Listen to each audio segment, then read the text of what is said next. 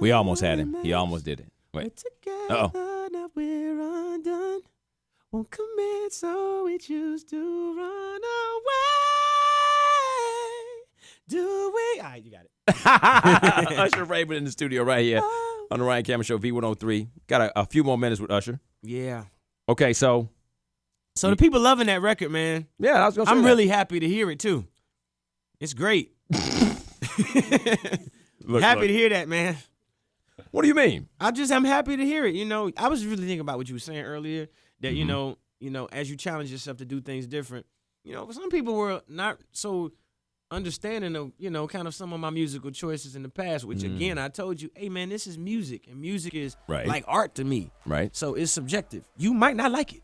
Okay. So if you don't, you can turn it off. But what I'm saying is, this one is one that I think brings everybody together. In the last 2 years, man, I really have traveled a lot. I went to, you know, I had a few experiences. I went to Coachella and I went to Ibiza. Okay. And when I went to Ibiza, I came back and I just looked at music a little bit different. And I was like, you know, I want to figure out a way to make sure that the rest of the world understands this experience the way that I have it in my head. Mm-hmm. Right. And Climax was the first time that I really hit it. You know what I mean? And working with Diplo, you know, was an experiment that really turned out to be incredible. He's a good friend of mine too now. We're really building. But, you know, that's a record that it was just like, it just kind of came out of nowhere. And it wraps around everything that I feel is going on right now. For the people who love the classic soul, you know what I'm saying, they're going to get a little bit of that. For the people who, you know, understand, you know, just a little bit, have a little bit more texture. What music have you shared with your own children that you grew up with? What music have I shared with my Like kids? when you're in the car? It's like, what is that? You just put on something because it may be something special to you. Man, we listen to a lot of Radio Disney, man. I don't know if I'm supposed to say that, but you know what I'm saying? But, you know, it's funny because nah, but Reggie, I don't mean that. I don't mean that, Reggie. The classics. I don't remember that. I don't remember that. Nah, but I don't remember saying that. Nah, but I really do like to let the kids listen to Earth, Wind, and Fire. Mm-hmm. They listen to James Brown a little bit. I like them to listen to Marvin Gaye. My young Usher, he really enjoyed listening to Jill Scott a lot as a kid.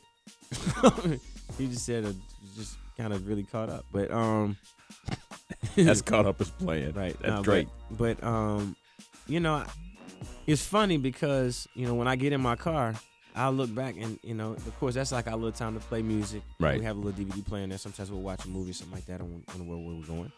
But I look back and Usher was like, no, Naveed. Like, Naveed was like, I want to see you. I was like, hey, what? I want to see you strip. What? You know that record? He was like, that's my brother's favorite song.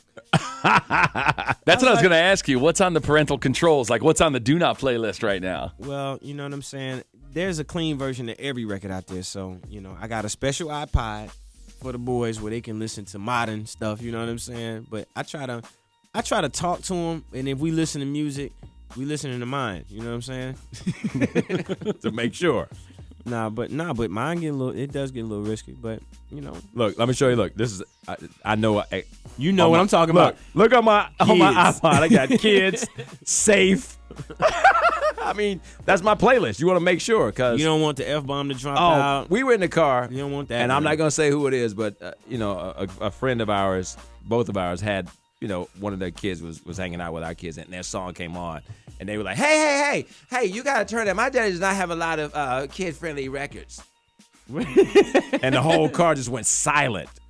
And we were like, okay. So they know what's going on. Absolutely. They know what's up, man. Children are so smart. They're way smarter than we give them credit for. Matter of fact, they're smarter than us in a lot of ways. They are our teachers in a lot of ways because they ain't really boggled down with all of the stuff that we built throughout the years. But, you know, you got to have a good time. I really do have a good time with them through music. And I let them listen to lots of different styles of music. Mm-hmm. You know, not just R&B. They get classic R&B. They get a little bit of electric music. You know, I even let them listen to Skrillex. You know what I'm saying? Just if you know what that is, right? No, I do not. Okay, cool. That's the guy we were making fun of at the Grammys. It's like that techno dance stuff. That Skrillex guy. Nope, I don't know who that is. Yeah. It's called dubstep. You know that, Steve? Yeah. We gotta catch you up. You know what? I'm gonna send you a playlist of my own. Yeah, do that. I want to see it. Or better yet, this next album is really gonna be a reflection of that. The fact that there's just so many different styles, so many different things that, you know, I just really like. Just different textures. And as long as it does have a soul in it, then I think that everybody's gonna feel great about it. I'm still gonna give you great vocals. I'm still gonna give you the soulful, you know, artist that I've always been, and also dance and perform for you. So Right. yeah. So what's going on with the hairstyle? Because somebody at the web ask about the hair. I mean, what? What do you mean? What's going on with it? Is it a different look? You gonna keep that look when the album comes out? You gonna have that look? Oh yeah. That's the look. I mean, it's not really a look. It's a kind of a. It's what I'm feeling. You know what I'm saying? It's like a. It's a mindset. Nah, it's not, How do you describe it?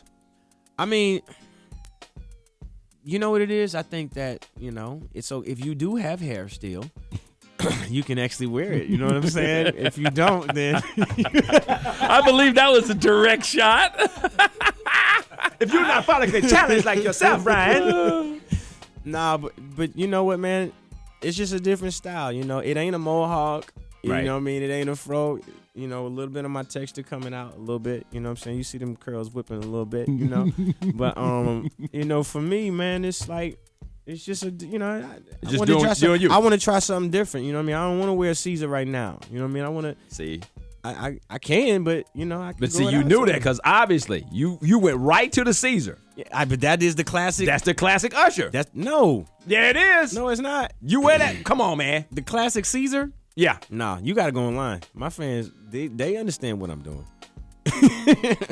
But, you know, for me, man. I got to go to MySpace? No, you got to go to Twitter. Okay. I was like, I can't. Are you invested in MySpace? Nah, You with nah. Justin Timberlake?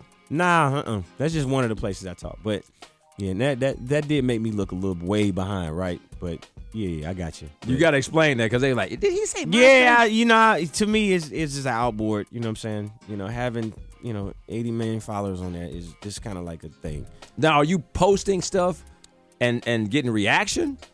No. I mean, when I talk, sometimes I'll just speak It's about. like a chat? Nah, I actually just speak about whatever is relevant to me at the time Okay. through my Twitter. You know what I'm saying? Like, I'll just talk about different things, places that I'm at. They're kind of mad at me right now because I ain't been speaking in the last couple of days. But, I can't really drive and text at the same don't do time. that. Don't I do don't that. live on Twitter all day, but Right. I do try to stay connected. But But I'm I follow you. yeah, but I will be telling. You don't follow me, but I mean, it's cool. Well, I'm gonna fix that right now. I don't even want to hear you complain. Let me just get this right now, so I don't want to hear that. Nah, but in terms of lifestyle, clothing, hair, all of that, man, it's like you gotta switch it up, man. Okay. And a lot of it is kind of a product of being in a different place. You know what I'm saying? Like when you travel the world, you know what I'm saying? You just want to. You've learned a lot from all these travels. And Not they just- wrapping me up. I not- got to go. You Well, got to go. not just that, but just also too. That's how I feel artistically. You know what I'm saying? And either you get an artist or you don't. But for the most part, I'm loving it. Okay, last question. The Justin Bieber phenomenon. Mm-hmm. There's a million. I was at a school today. Shout out to, I was over at Grady High School. 1 million people putting YouTube videos up, putting stuff up on, line and all that kind of stuff, Twitter videos. Is it possible that there could be another Justin Bieber out there that could be discovered like that in your mind? I mean, I don't know. You know what I'm saying? Success has 1 million fathers, and failure is an orphan. And, there's a lot of people that come into play when you really think about the Justin Bieber story. I don't know if everybody knew it or talked about it based off of what you saw behind the scenes. But, Right. It was a bit of, Terrence Carter, who worked for me at the time, who also still works for Justin.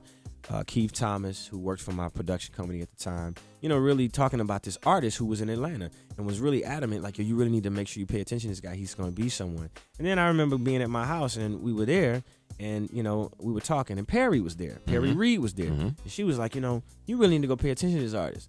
And then it was Sherry Hughley, who so as all these people. They kept saying, go Yeah, pay. Like, so it may be out there. You never know. The one beautiful part about it is that, we now have the ability to put things up online to show our talent. And if you do that, you can. You may have that opportunity. You never know who's watching you. So, definitely put your stuff up.